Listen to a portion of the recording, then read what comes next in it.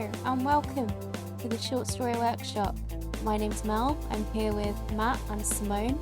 This week our story is The Gallery of Broken Things, which has been contributed by our very own Simone. Thank you very much, Simone. Would you like to introduce us to the story? I guess the closest way I'd pitch it is modern day Frankenstein, but me style. Okay, cool. So here it is, The Gallery of Broken Things by Simone King. Don't you get it yet? Victor's voice cut cruel with pity. They are never going to love you, not like I can. Adam swallowed against a lump in his throat. He willed himself to say something, anything. It didn't even have to be snappy and clever, just something. Nothing would come out. Lightning flashed above them, illuminating Victor's handsome features in the storm, and their eyes met. Victor's voice grew softer as the wind howled louder, but Adam heard him all the same. After all, he traced a cold fingertip along the scar on Adam's cheek. How could they? Victor clicked his tongue. Look at you. Adam didn't want to look. He never wanted to look. His shoulders hunched in protectively. Victor waited too, eyebrow raised, for Adam to say something. Adam didn't finish. He couldn't pick out the right words from the maelstrom. Victor's lip curled and he dropped his hand. Adam felt colder than ever, and he didn't think it was the chill of the rain soaking through his clothes. Come inside, Victor said, and stop being ridiculous, before someone sees you. He turned and walked back into the house. And, as always, Adam followed him. The first time that Victor left him, Adam wrote out a list of broken things that he thought were beautiful. He'd only ever learned how to love something beautiful, after all, and it was inconceivable to consider himself as whole. The initial list contained stars in all their dying light, mosaics in their fragments, glow sticks that only shone once cracked, kintsugi, and stained glass windows. It was not a perfect list, but it would do in a pinch. London, in the year 2094, was a perfect enough sort of place already. A Victor sort of place. Everything was smooth, shining lines of glass stripped of any unsavoury edges, and neatly lush gardens for those who wanted to enjoy wildness without the danger of anything too unruly ruining the view. Adam could admit it was lovely, idyllic even. It had never once felt like home. The first time that Adam left Victor, he found the Gallery of Broken Things. A woman, who he later learned was Margot, had been handing out flyers on a street corner. She'd been tiny enough that Adam felt like even more of a freak of nature than he usually did around Victor, and Victor was 6 foot of lean muscle and magnetic presence. It had almost been enough to make Adam apologise for existing and shrink back. People could be threatened by height, by bulk, Adam knew. He was not the kind of man that anyone wanted to meet in a dark street, or possibly even a well-lit one. Margot didn't seem to notice that. She'd marched up to him with a pretty wicked smile, like they were in on some private joke together, and an air of whirlwind determination. She shoved the flyer in his hand and asked him to come. She hadn't flinched at his face once. The Gallery of Broken Things was not, Adam learned, a traditional art gallery. It was more of a support group for people trying to figure out how to put themselves back together again. They rented out one of the more ramshackle buildings on London's outskirts and met on Tuesday and Thursday evenings to drink copious cups of tea, chat, and make art. The day Adam went, curiosity tugging at him despite his best efforts, they were working on patchwork quilts. I know the name is weird, Margot said, plonking down onto a chair next to him. I don't mean like that none of us have anything to fix, or that we're something to be gawked at that people do, or to romanticise being broken. She set the sewing kit down on the floor, along with the unwieldy tower of mismatched fabric she was holding. She bit her lip and looked at him, finally going still for the first time since he'd arrived. I just got so sick of people saying there's nothing wrong with me. Maybe there is something wrong with me. Maybe I will never be like everyone else, and maybe, just bloody maybe, that's fine. Adam blinked at her, not sure what to say. Margot grimaced. I'm messing this up. I just mean, if we were broken, would that be so bad? Would that mean we had no value? Other people telling me I wasn't broken didn't make me feel less like there was something wrong with me. It just made me want to, love myself anyway. Screw them. She tried for a smile. All this to say, really, broken things deserve love and it doesn't have to be good. Your quilt, just try and have some fun making it. Adam found himself smiling back shyly as he sifted through the odd ends of material. He had never made a quilt before. Victor always said that crafts were a woman's hobby, the lowest branch of art, when art was already a pursuit only suited for people not serious or clever enough to pursue science instead. Still, as the weeks turned into months with no sign of Victor, Adam learned 2 things. Not everything beautiful was worthy of admiration. and he really loved making quilts. It's this idea, Adam said, that you can take all the bits that nobody else wanted and still make something good. Victor looked at the quilt on their bed, and there was something so unbearably sad in his expression. He said nothing. Some of them get really intricate. Adam shifted on his feet, mouth starting to go dry. And they have a lot of historical value too. They're sometimes passed down through families, with every generation adding a patch until they have this massive blanket. It can tell us a lot about values, tradition, community.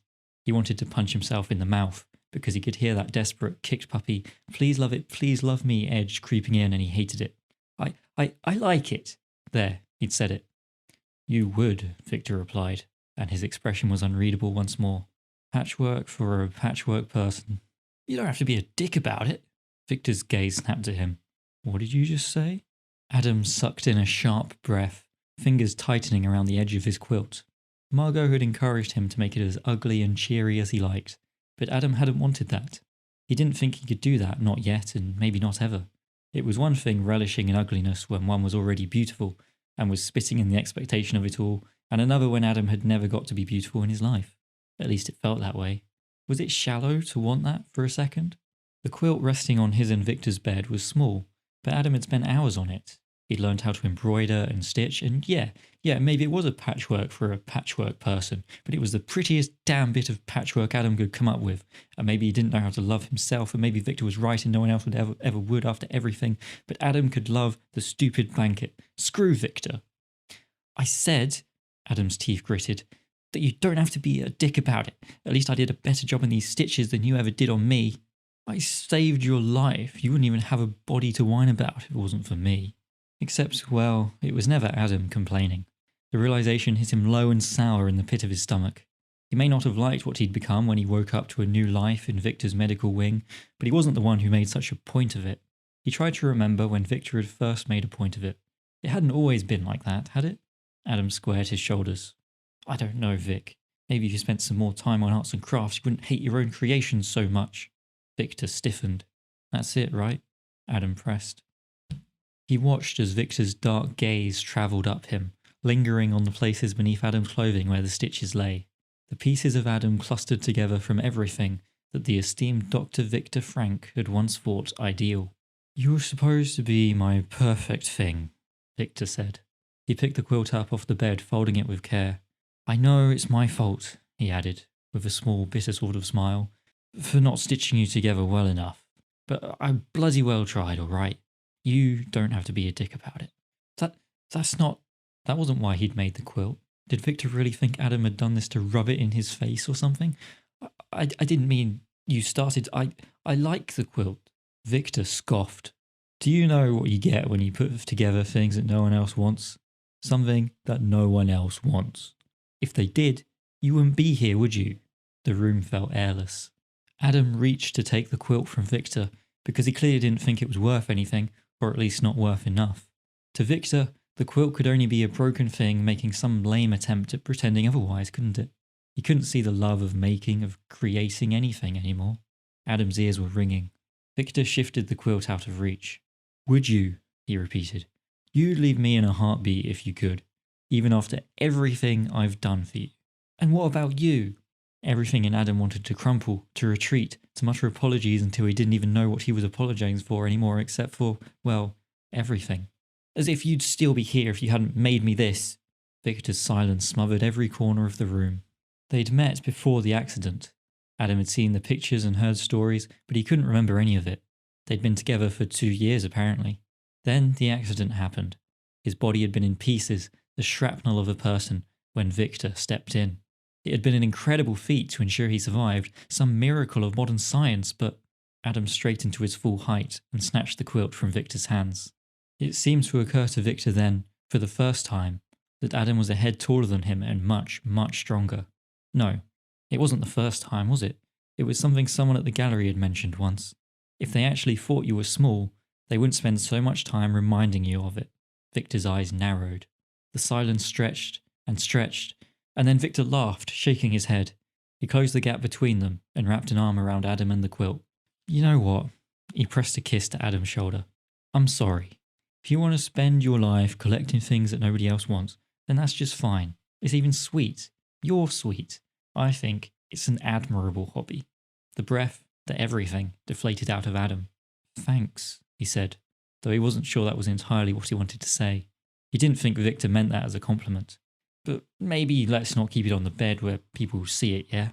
Victor took the quilt once more and moved over to the wardrobe, cramming it into the storage space at the top. We've got that dinner later this week, remember? It's an important opportunity for me, a chance to get everything back on track. You know how judgy people can be. The wardrobe door closed. It can stay in here just until after that. Right. Don't be mad. I like it. I do. It's just, it has to be perfect, you know? Victor stopped in front of him once again, cupping Adam's face in his palms. I have to be perfect. But we're not perfect. We wouldn't even be having this conversation if we were perfect. Adam didn't say that though, because the viciousness had sucked out of Victor and left only pleading. Victor could already see the hurt, the unsaid things and broken edges, couldn't he? Then Victor looked away as if scolded by the reminder and busied himself smoothing out the bedsheets again. Without the quilt, it looked like it was still straight out of a home catalogue, pristine and colourless. It's just a hobby, Adam, he said. Don't look at me like that. I'm doing this for us. Adam said right again, even when the word tasted like blood in his mouth. It was a hobby, of course. It was only a hobby, so it didn't matter. Not as much as Victor's job, at any rate. If things got back on track again, then maybe. When Adam told Margot that he wanted to make the gallery a gallery, Victor had just left him for the 5th time. It seemed to be their pattern, weaving in and out of each other's lives. Victor left, and Adam trailed after him. Adam left, and eventually Victor hunted. Margot had lit up at the idea, though there were considerations to bear in mind. Space and time and what could be called the law against hideous things. London 2097 was perfect. It stayed that way by excising anything that didn't fit. A gallery of broken things was not the kind of exhibition that City Council would approve of. Still, the gallery space they managed to grab was a small cluttered room which they had all filled with an assortment of different objects and artworks. There were patchwork quilts along one wall, of course. Some of them told stories, others were simply pleasing in colour and texture. Then there were other pieces too, a list full of broken things. There were the shattered pieces of pottery, glued back together in new forms, only more lovely for the fracture. In the corner, by the window, a shadowy ghoul made of garbage bags haunted the breeze. Adam drifted around the space, adjusting lights, only to put them back. It had taken several months to get everything ready, but they would be opening the gallery to the public tomorrow. Everything was set. There was nothing left for him to do. He didn't know if anyone would come. He didn't know if anyone else would find value in broken things, or maybe they'd come but they wouldn't get it. He wasn't sure which was worse. You okay? Adam turned to find Margot standing in the threshold of the exhibit, grey rain clouds blustering behind her before the front door swung shut. It was late, and everyone else had long since gone home. He'd thought she had too, though it didn't exactly surprise him that she hadn't. She'd clocked in as many hours and pieces to the gallery as he had, if not more. Margot's main installation was a whole bunch of glow sticks painstakingly tied together into the shape of a human skeleton. The body glowed poison green and bloody red. Margot had liked the thought of a chemical reaction being the base of her piece, even if it was different to where she had started out. Adam shrugged because, well, getting there. Margot moved to stand next to him, overlooking their work. She buried her hands deep into the pockets of her trench coat and swayed a little with the restless energy that Adam could feel twitching in his own bones. It's beautiful, she said next. You did a good job. You hate beautiful. I hate that we live in a world that sometimes prioritizes beauty over kindness. That's not the same thing. Adam laughed under his breath at that, shaking his head, even though she undoubtedly meant it. They exchanged a glance, Adam's smile a little less shy now than it had been when they first met. Come on, Margot held out a hand, waggling her fingers in offering. Let's go for a drink. We've been much too busy. I'm now terribly deprived of chocolate biscuits. You don't have to be at a group to have chocolate biscuits. It's not the same on my own. He hesitated but took her hand. Outside it was drizzling, a non-committal grey that slicked the streets and left the world hazy. The forecast said that by tomorrow it would be storming. Adam couldn't decide if that was a good or bad omen. His new life had started with a storm, or so Victor had always told him. Would there be a time when everything didn't make him think about Victor? Margot squeezed his hand, bringing him back to himself. She wasn't looking at him, so he didn't know how she knew. She always seemed to, though. Not just with him, but with everyone who had come to her gallery. Maybe she knew what to look for, or maybe she simply paid attention. Maybe both. They talked a lot in the years they knew each other, sometimes about the big things, but mostly about the little. It was nice. You invited him, Margot said. Victor, how did you? It's what I would have done once. Adam quietened at that. He stroked his thumb along the backs of Margot's knuckles, and it was her turn to snap back to the present. They shared another smile. Yeah. Adam turned towards one of the pubs they sometimes went to, eager to escape the rain before it got worse. I wanted him to see, I don't know, maybe he won't show. You don't have to prove anything to him. I know. Adam did know that now, at least in theory. In his guts was always a different matter, but it was a start. I still want to feel like he did right by saving me. He lost his job over it, lost everything. It wasn't ethical what he did, but I lived probably when I shouldn't have done. I guess I want him to know it was worth it, that I was... Doctors don't only save people who go on to do amazing things. It's not their place to call that. Adam grimaced at her. She snorted, sitting down in one of the more shadowy booths in the corner, for his comfort. She studied him from beneath a fiery fringe, drumming her fingers against the table before she seemed to make an effort to stop. Besides, her voice was deliberately casual, in a way that from Victor might mean an oncoming barb and from her meant not that. You've done amazing things, if that's what you're worried about. You're amazing. Adam swallowed hard and resisted the urge to clear his throat. She cleared hers, scrambling to pick up the menu. Heat rushed to both of their faces. Yeah, he said. You are too.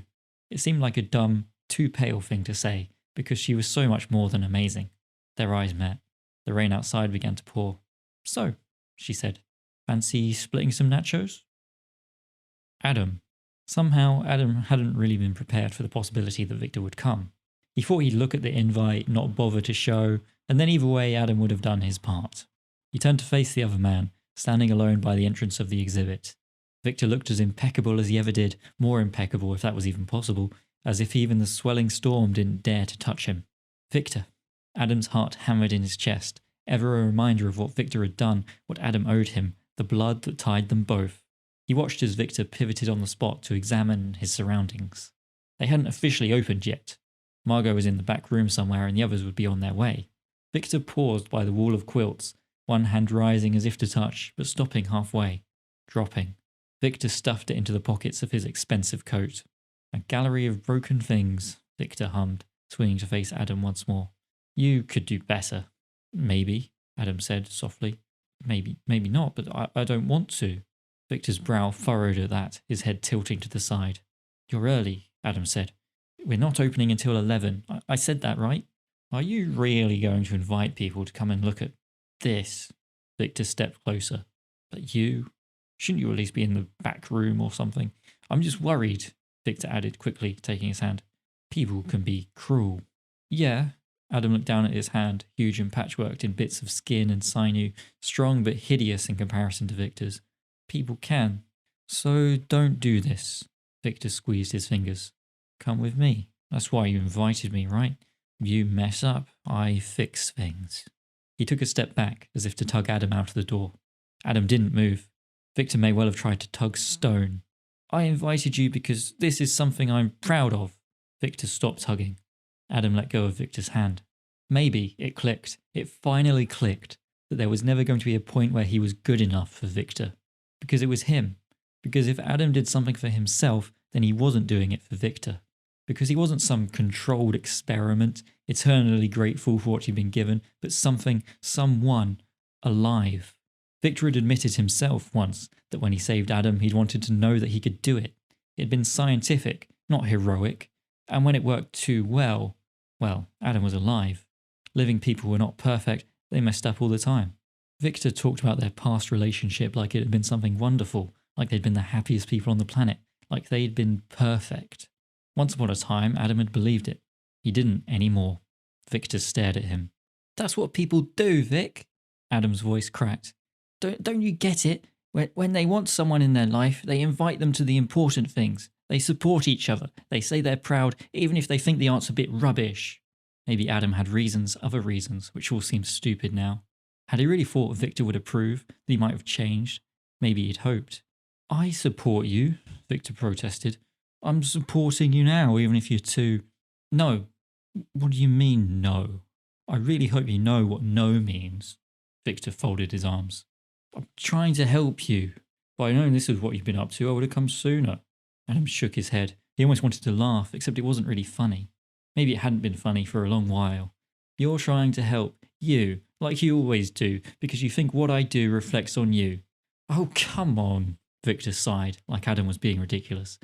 So what, you invited me here to lie to you? I don't lie to you. Tell me one time that I've ever lied to you. You said this was only a hobby. It's more than that to me. Victor rolled his eyes. Adam released a shaky breath, and part of him still wanted to wilt. He forced it down. This was clearly a mistake. This is a mistake, yes. Victor's expression grew colder, and he seemed to regroup himself. They are going to hate it. They're going to hate you, and then you're going to break, and then I'll have to derail my life to put you back together again, because that's what I do. No, you won't. What, because this time is magically different to all of the times before you thought you could survive without me? Adam's mind flashed back to Margot, to the group, to Nachos, and, if not peace, then belonging. People who wanted him around, who liked him, who didn't act like if he got hurt it was his own fault for not being careful enough. People who didn't say the world is cruel, there's just another excuse for cruelty. Yeah, Victor outright scoffed. So, Adam said, I think you should go. For good. You can't be serious. Deadly. Victor blinked at him, like he couldn't comprehend what exactly was happening, like he didn't recognize Adam anymore. Adam, he began. Is there a problem here? The two of them both turned to find Margot had appeared from the back office. Her eyes were cold in a way that Adam hadn't seen before, murderous even, as they fixed on Victor. We were just leaving, Victor said. No, Adam said, we weren't. Is this gallery yours? Victor held a hand out to Margot, charming smile pinned back on his lips. I'm Victor Frank. I'm Adam's. Margot ignored Victor, coming to stand by Adam's side, studying him. Are you okay? Adam managed a nod. Victor's dangling hand curled into a fist. He looked between them, at the way they stood close and comfortable with each other, as if he expected Margot to be shrieking and reaching for a pitchfork. Is there a particular reason? Victor's voice was much too light. That he would not be okay with me because, this was a private conversation. I care about Adam a lot, and if you're encouraging him to... It was Adam's turn to take Margot's hand gently in his own. Victor faltered for only a second. I can't believe this. His gaze flicked down, scalpel sharp, and then back up. I really can't believe this. Are you bloody well kidding me, Adam? I'm sorry, Adam said, that you think everything has to be perfect because you're never going to be. And I'm sorry you think the world is full of people like you because it's not. He squeezed Margot's hand and Margot squeezed back. I'm not sorry for leaving you. Victor's mouth clicked shut. He opened it again as if to say something, but nothing came out. For once he seemed to have nothing to say. Then he walked out. Adam felt like he could finally breathe. It was time to break the cycle. The opening of the Gallery of Broken Things was not a stupendous success, but as far as Adam was concerned, it was a moderate one. There was a steady stream of traffic and conversation throughout their opening hours, and while some people were less than complimentary about what real art was supposed to look like, others were different. Maybe lots of people felt a little broken sometimes, even if they didn't appear that way. The lot of them celebrated after hours with cups of tea and chocolate biscuits. Eventually, again, it was only Adam and Margot left. They sat together on the floor between the installations, the glow of Margot's skeleton beginning to fade. She'd have to remake it every so often to keep up the look. It had been a busy day, so there hadn't been too much time to talk if talking was even required. Still, he'd felt her eyes on him every so often. Thanks, Adam said eventually, for, helping out with him. I didn't do much. You did enough. More than enough, even if Adam still didn't quite know how to wrap his tongue around all the words. Beyond the gallery doors, the storm had finally broken. Because maybe Victor was right about one thing. Maybe no one would love Adam like he did. They would do it better.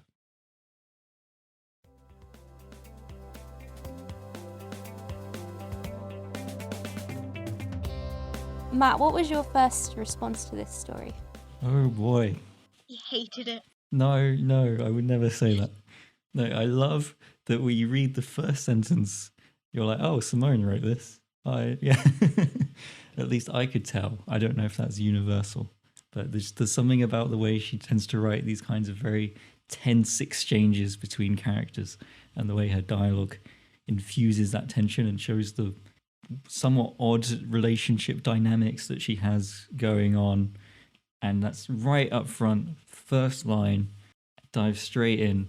And it's a very charming story. It's quite nice. I like it. It's got interesting themes that it explores well. And I like that it's kind of got this underlying Frankenstein feel to it, ties it all together. Yeah, I'm a big fan. Cool. I agree. I think, Simone, you've got this flow to your dialogue that's really unique, and it's really difficult to put your finger on what it is. Like, maybe it's something in the rhythm. I've been thinking about this, and I still don't really have an answer, but it's definitely part of your signature, and it's just so good to read. It's just so compelling. It's really good. I enjoyed it. And I think it's got a good message as well. Yay, thank you both. Even when I know you're probably not going to be really mean to me on like live podcasts, it's always still like, oh, can't breathe. Okay. I'm never mean I know to you are. It's a very, well, themes of perfection in creating things, I guess. You kind of tense for the worst. Yeah, I know what you mean. It is always scary when you get feedback, even if it's from people you know are trying to help you or want the best for your writing. It's still taking feedback can be quite nerve-wracking because you never know what people are going to say and how they're going to respond. Yeah. Like they might say, oh, I loved it, and then completely continue to miss the entire point, and you're just like, oh, glad you liked it. That's interesting. Not what I intended, but okay. Anyway. Yeah. Do you get that a lot with your writing? Occasionally, but not that often. Yeah, but then I don't always get an in-depth look on what people are thinking in response to my writing either, so they could be getting the completely wrong end of the stick, who knows. More often than not, they kind of assume my characters are in love, regardless of how messed up their relationship is. But anyway, I think that says something about the way you develop chemistry between characters. gotta love a bit of chemistry. It's just no fun if they're not invested in each other. All right, so as Matt said, the dialogue at the start of the story immediately gives you a snapshot of the relationship between Victor and Adam. It's quite fraught, it's quite tense, and it is a good way to introduce you to both the characters and the relationship. I just wondered if it was the first thing that you wrote, or whether you wrote the rest of the story first and then came back and added it, or where kind of that scene fit into your writing process. First thing I wrote, pretty much always my first scenes are always the first thing I wrote, and they rarely change that much by the end of the story, actually. Just because I tend to mull over them for a bit before I get them down, because they tend to set the tone in my head for the rest of the story. So I kind of need to get them right to be able to write the rest of it. Like everything else can be written in a different order, but the first scene is always the first scene and always the first thing I write.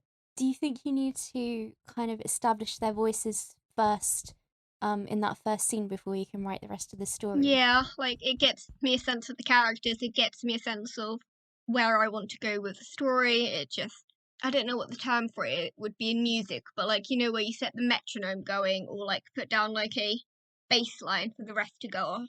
That's kind of what my first scenes always kind of feel like to me. Yeah, that makes sense. In that, if you get a particular dynamic in the first scene, regardless of how much the characters change, there's going to be something of that dynamic all of the way through to a certain extent. So, how much of the story did you know then before you went into writing that first scene? Pretty much the entire shape of it, even if I didn't know the specific events. It was mainly the finer points of the dialogue that kind of was the bit that I need to work on when I'm writing the thing, and like making sure that description sounds okay. The actual plot itself, I kind of knew from the start, because particularly with a short story, it often hinges on one specific change. So if you know what the change is, you kind of know, or if you know where you start, you kind of know what the change has to be for the character to complete. And obviously, it's kind of set up as a not good relationship, so they're either going to be in the relationship or out of it by the end. So what happens to change that? Yeah, that makes sense. So, how, just because you mentioned a lot of things that were important to short stories, how does it compare against writing a novel? Is your process very different, or is it similar but on a smaller scale? Novels have a lot more leeway to get lost and meander off into strange places than short stories do for me. Like, because the short story is just so constrained on word count, my brain doesn't really have the room to go off into all of the directions that it could. And it tends to be very narrowed down to normally a very short space of time and very limited locations, unlike a novel, which is often over a longer space of time. Yeah, that makes sense. I was just curious because I find short story is a bit easier to write than like a novel. To me feels so overwhelming that I never get to the end. I understand the structure of novels a bit better than short stories sometimes, I feel, and find it easier to come up with ideas for novels. But then short stories are, to a certain extent, easier to, obviously finish. And once you get an idea for a short story, it's easier to do it. It's just getting the idea in the first place. Cool. So, I guess talking about ideas, this story has got some really strong themes in it. Did anything in particular make you decide on the themes, which I'd say are imperfection, self acceptance, creativity, or did they kind of develop while you were writing? Like, were you purposeful, or did you kind of let them come out as you were going along? Semi-purposeful, semi-developed, in the sense that once the idea kind of came to me, the themes were pretty ingrained in the initial idea. So the story was kind of a combination of ideas I've had kind of swirling around in my head for a while, but hadn't done anything with, which tends to be what most of my stories are. I think I cycle back to a lot of the same themes and ideas across different pieces of work. So in this one, it was the phrase patchwork people, and the idea of a list of broken things that someone thought was beautiful, because I found both of those in my fragment journal, which is basically a diary of I keep of like lines of dialogue or pretty phrases that I like but haven't done anything with. And I was on a walk kind of thinking about that and thinking about our episode on the body snatchers. So I was kind of thinking about medical doctors and various things like that, and somehow my brain jumped to the image of Frankenstein's creature making a quilt at a knitting club. And kind of once I had that idea, I was like, oh, I know what I'm doing, and that set the tone for the rest of the story. So I knew then that I wanted to do something with Frankenstein, which meant I would be tackling some of the themes that come up in Frankenstein, which is imperfection and to a certain extent creation. And like I was just, I don't know, I guess thinking about what I wanted to change about Frankenstein, how I would modernize it, because I wanted to do something that had the spirit of Frankenstein, but not like a direct retelling, because I don't know, I don't really see the point of just writing a story in a different time period without thinking about how that applies and how the themes of something that was written a while ago would have changed. Yeah, I think what stuck with me is that scene where, like you said, with the quilt, and Victor doesn't want anything to do with it because it's not perfect. That's applicable to a lot of people. Like, I'm sure everybody's had a creative project that they put their heart and soul into, and then got to the end, and people haven't, and they've been like, look at my thing, and people haven't really cared about it. Even if they haven't had that happen to them, like, I mean, as a creator, that's my worst fear, that I'll work really hard on something and then get to the end and it'll be terrible. That's nice, but let's put it away somewhere where they don't see you. That's kind of what it stands in for, isn't it? Like, so as well as conveying the theme, I mean, Adam and Victor have this quite volatile relationship where, I mean, found some of the things Victor said quite verbally abusive, and I was like, oh God. no, it's definitely a toxic but relationship. yeah, the key thing for me is when he sort of says something like, "Oh, no one else will love you," and then he sort of goes on to say, "Oh, well, I'm just telling you that for your own good, so you don't get upset." And I'm just like, God, that's terrible. It is, yeah. But then, as a writer, obviously people can interpret different ways. But for me, I kind of, when I was writing his character, I do mean him to be sincere in saying it. Like, he's not, obviously, it is still an incredibly abusive thing to say to your partner. Like, there's no way it's not. But the way I like to imagine Victor as a character is that he does genuinely mean it, which kind of makes it worse. Yeah, it does. I'm glad I know that because Like, he's not trying to be manipulative. That is genuinely what he feels. Yeah, I mean, you can tell that. You can see how a person could end up in that kind of mindset, which is why it works so well. Yeah, I think it goes quite well with their backstory, and it's kind of what makes the quilt such a point of conflict between them both, because Adam is basically coming up with this bit that kind of represents his identity and his hopes and trying to recreate himself as something better or more worthy of Victor's love, which Victor just completely rejects, because he doesn't see it as like a peace offering. He sees it as a, well, I can do this better than you did with me, so screw you. And he's just like, you come into my house and attack me with your ugly things. It's a really, really interesting relationship, even though it's not one I definitely wouldn't want for myself. Most fictional Um, relationships, I think, are more interesting when you don't want them for yourself. Like, Yeah, Yeah, I'll agree agreed. there. that's the joy of fiction, is you can So- write about things that you would absolutely never want to happen to you. At one point, you mentioned that Adam and Victor always end up going back to each other. So I think there's a great line about how Adam leaves, Victor hunts. I just wondered if you could tell us a bit more about why they do that. I have an answer, and then Simone can tell me how wrong I am. They have this big event in Adam's life history, kind of tying them together, where Victor saved his life. And after that, obviously that completely changed Adam's life, and it changed Victor's because he lost his job. We find out later on. And when that happens, I feel like two people can kind of get stuck together. They feel like, oh, this is the new normal, is being with this person. And then they kind of got used to having each other around and adapting to each other. And then even though it doesn't really work and it's kind of broken, they still feel tied together because they have that shared history. Yeah, I would agree with that, actually. You're not wrong. To me, there was also the element that comes with creating something, because it's where the kind of slight Frankenstein mythos comes in that in the version of their history, Victor did kind of create Adam in some way because he remade his body, and Adam is only alive now because of him, so he feels a certain level of responsibility because of that. And like in the original Frankenstein, it's all about a creator abandoning his creation because he thinks what he's done is horrific. But also, I feel like that wouldn't work for modern day, because in modern day, we've had so many stories about Beauty and the Beast, or like, inner beauty mythos, that if you want to be considered a good, perfect person, you absolutely cannot abandon your boyfriend because you brought him back looking absolutely monstrous. Like, it's just not something you can do as a person.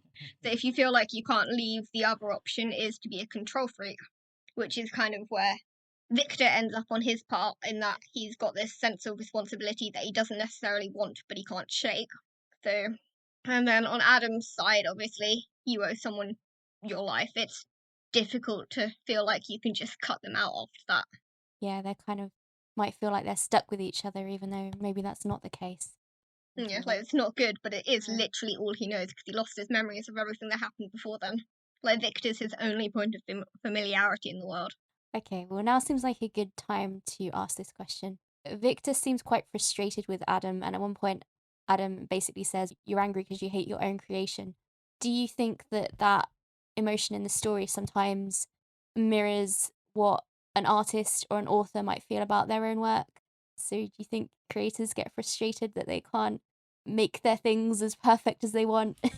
I mean, I certainly do. Like, it's when I was thinking about Victor's character and why he would stay, I was very much, I guess, drawing on my own ability to just leave projects if they're not perfect, but also the frustration I feel towards them. So it does end up kind of like, I really want to drop you, and I kind of hate you, and I will probably badmouth you to everyone I know, but also you're still mine in some capacity. And it's something that I think Adam tries to kind of contradict with the way he approaches creation instead, in the sense of it doesn't have to be perfect. Yeah, I did really relate to that. I was like, oh, this is how I feel when I'm stuck on something I'm writing and I don't know what to do. I get so frustrated and angry with it, and it's not his fault. Yeah.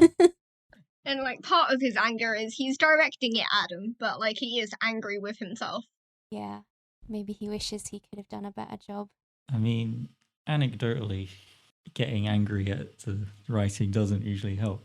And in fact, sometimes I think when you're backed into a corner, that's when your best ideas happen, at least for me. If I'm really stuck on something, it might take me a while, but usually what I come up with is one of the best ideas I have on the whole project. Why do you think that is? I think when you feel restricted by lots of different elements, that's when your best creativity happens, right? Yeah, you're forced to be ingenious to get around it. Yeah. And a lot of the obvious solutions perhaps don't work for various reasons, or you think they're too obvious, as an inherent flaw in writing, I suppose. So it really forces you to dig deeper and think harder about this thing, and usually that means you end up with something better. At least if you are able to do the digging past it and finding in that I sense. think it's mostly a matter of perseverance. And sometimes people are resistant to the answer because they don't like it for whatever reason. Sometimes you just need to come around to what the right thing to do is. I think there's often also this strange idea at the moment that writing is somehow easy because we can all technically string like sentences together. That people sometimes go into it as a hobby or whatever, thinking, oh, it's easy. Loads of people do this. I can do this. And it's like, well, yes, you probably can, but it's the same as any skilled hobby. It requires you to learn how to do it, which is going to be difficult and frustrating at times. It's not all just, bursts of inspiration. Like, I hear a lot of people talk about how they won't write unless they're feeling inspired. And it's like, well, sure, but after a certain point, you kind of have to do it regardless of if you're feeling the eureka moment or not. Like, that's how it gets done. Yeah. I'd say it's an accessible hobby more than Yeah. anything else. I would say it's not easy because there are so many things that you can go down the rabbit hole on.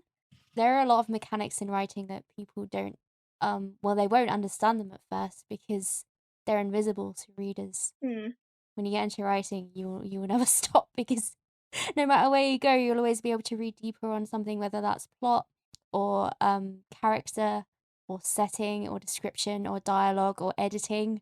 All within this I mean, nebulous have concept a of go. still You've got to having your start own somewhere. style. So it's an easy one to have a go at, but it's really hard to get Yeah. good. So just, I guess, putting back to the story, the other important character, apart from Adam and Victor, is Margot, who is, I guess, she runs this gallery of broken things, and her relationship with Adam is very different. She's much friendlier. I don't know, she's the kind of person you'd want as a friend, which is crazy for me to say because she doesn't have much background to her. You only get kind of her dialogue and interactions with Adam.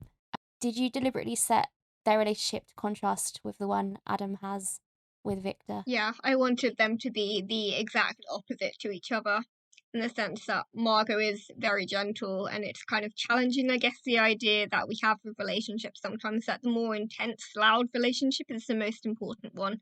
Like, if someone's fighting to keep you, and Victor is clearly fighting to keep Adam in the story, then clearly they're the one that loves you, and I don't necessarily think that's true.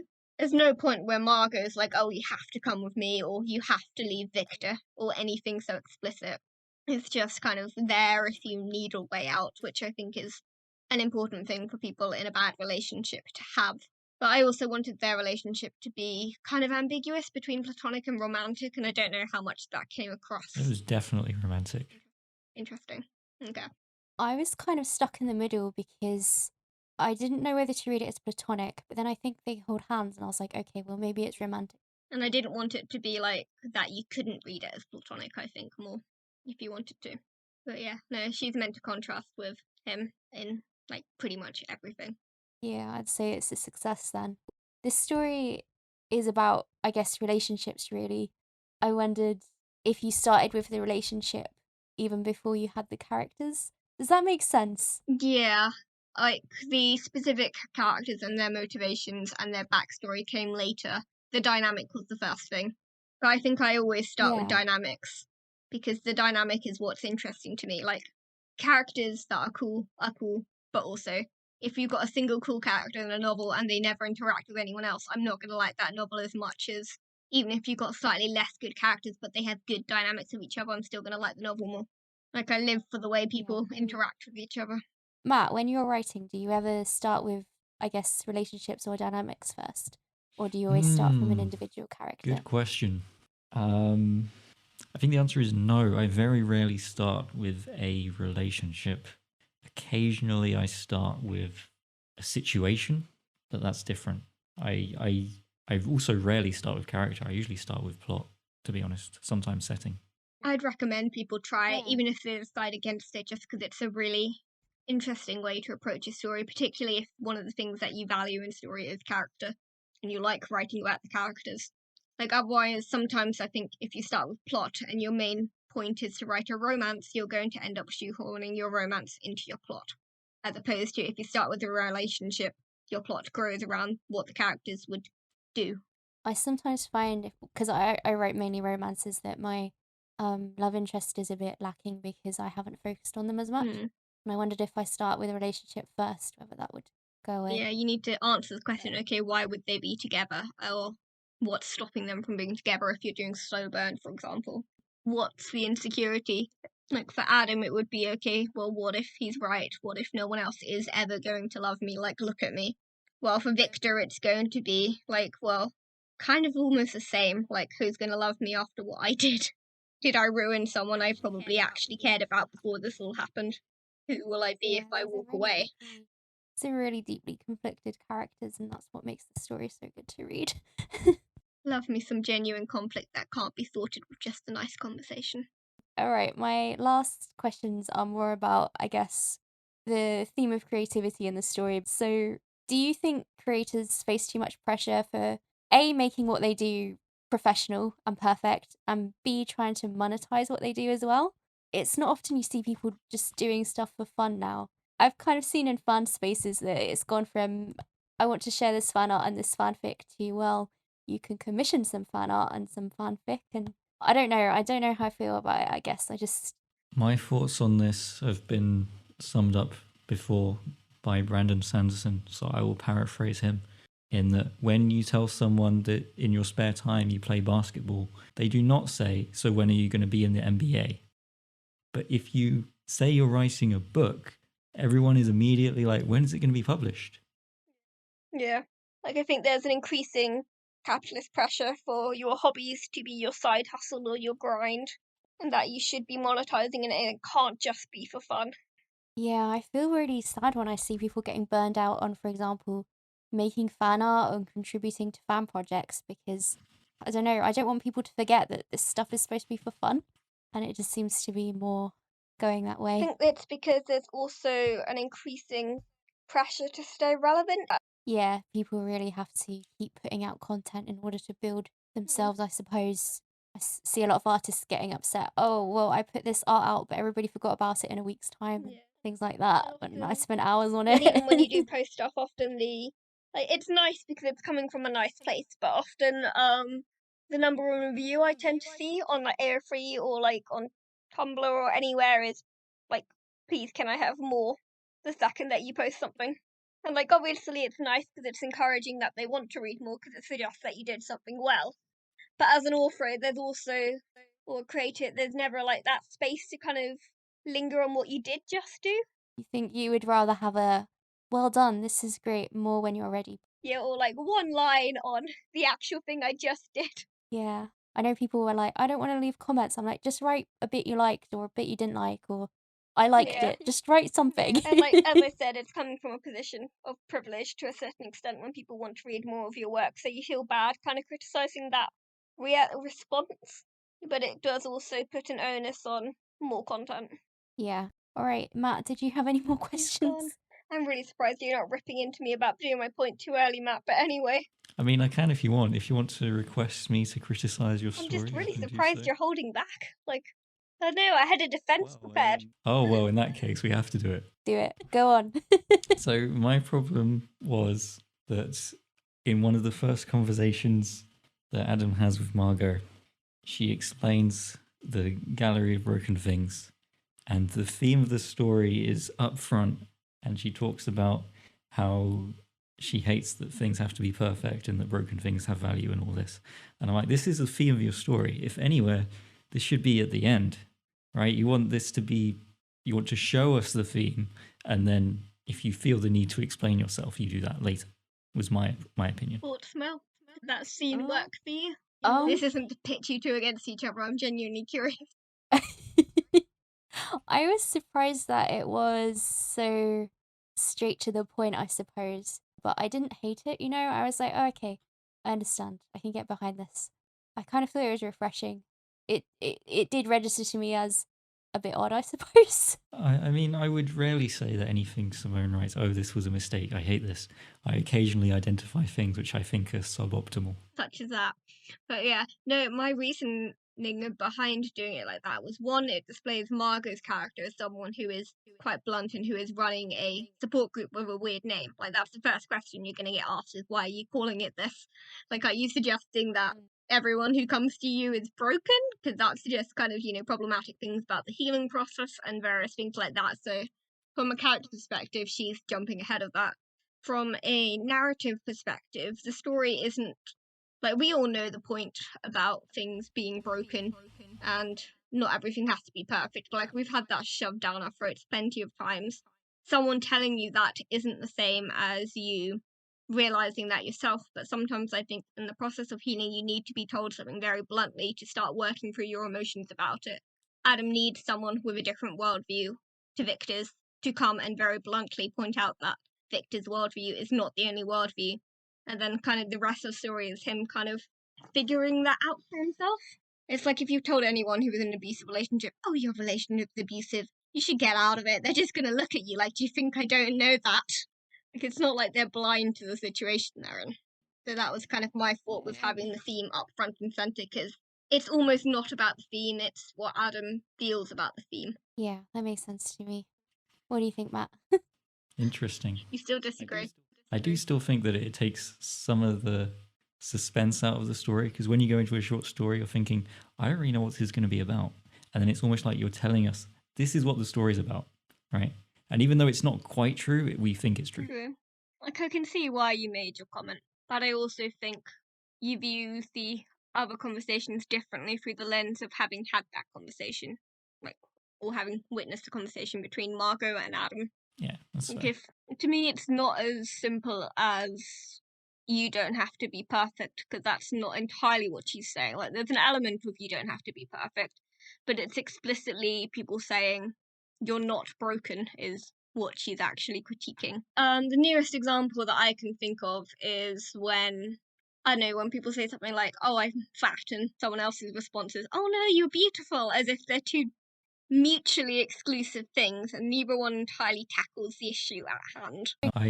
I definitely picked up on what you mean when I was reading, and that's one of the reasons I like the story. So you're kind of saying we should acknowledge each other's flaws. Yeah. It was basically what Margot is saying, that I don't want you to dismiss my flaws, but I know it's okay to have them. I like the message of the story, though. I think it's a very positive thing to put in the world. Thanks. Need to have something to balance out the messed up relationship dynamics. Have we got any further comments or questions? Simone, are you ever going to write about a happy relationship? I think if I have, I've done the occasional cute fluffy thing. It's just they inevitably end up at angst if I continue writing them. But also probably not. It's not what I'm interests just me. messing with you. No, I know. I love my antagonist and protagonist dynamics way too much. It's all your conflict in the story wrapped up with your character. You don't have to think about it. And you know, it is quite effective. It's my happy little niche that I made for myself many years ago. Right, thank you for listening. You can find all our short stories and previous episodes on our website, shortstoryworkshop.com. If you'd like to contact us via Twitter, I'm at Pickaholic. Matt is At Matt B. Writer. and Simone. T_M_typewriter, also known as the modern typewriter. Okay, thanks for listening, and thank you for your story, Simone. Really enjoyed it. We'll be back with another story next week. Goodbye.